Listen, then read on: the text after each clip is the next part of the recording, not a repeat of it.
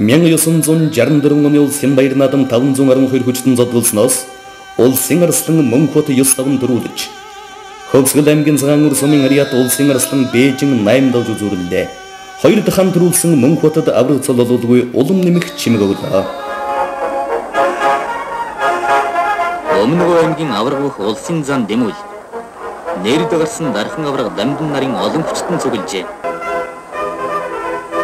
Одоо бүхэн барилдаанч хамгийн амттай үед оржээ.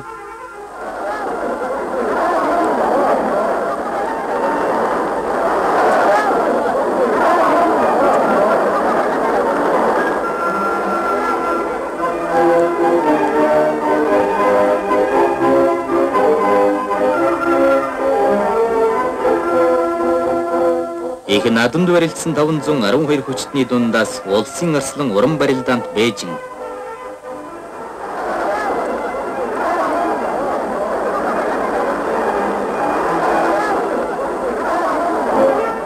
Арслан Мөнх нар 88 дахин авч үзүүлээд Арслан Мөнх бат 9 давж төрүүллээ.